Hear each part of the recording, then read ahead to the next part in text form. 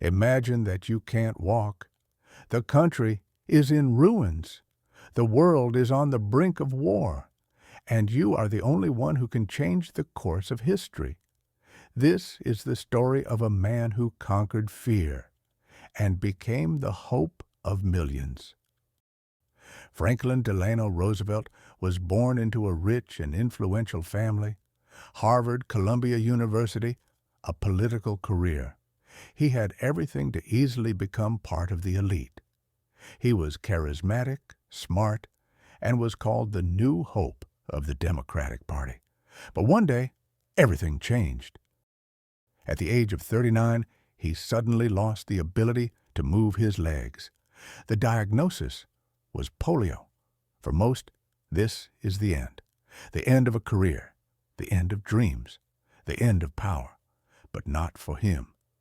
When he fell ill, his mother, Sarah Delano Roosevelt, begged him to leave politics. And he continued. He stood in the water for hours, holding on to the railings, forcing himself to take steps.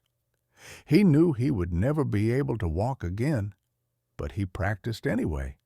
And even later, when he gave public speeches, he would hold on to his son's arm.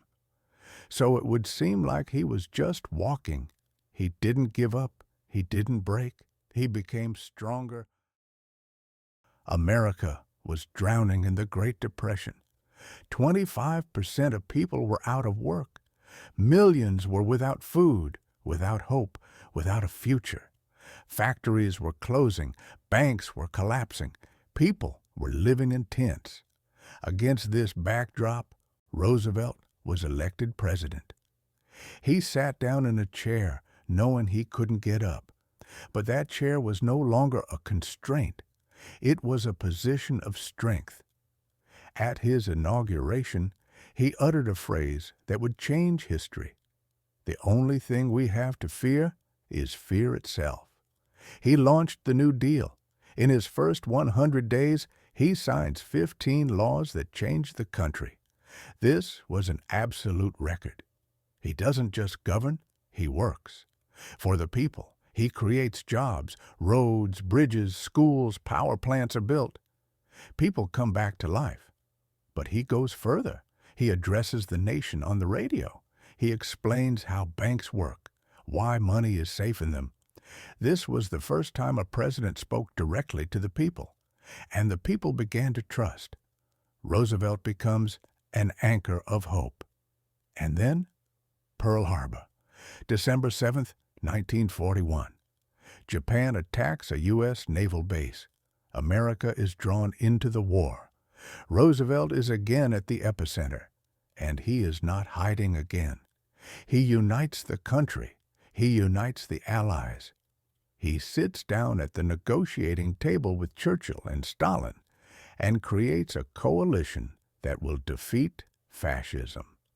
And he does it from his wheelchair. He goes to the factories. He meets the workers personally. People said, "If he can be here, we must work." He formulates the 4 freedoms that would later become the basis of the UN Declaration of Human Rights. Freedom of speech, freedom of religion, freedom from want, and freedom from fear. He became a symbol of fortitude, a symbol of courage, a symbol of light in the deepest darkness. He is re-elected president 4 times in a row. There has never been anything like that in U.S. history. And all this, a man who could not walk.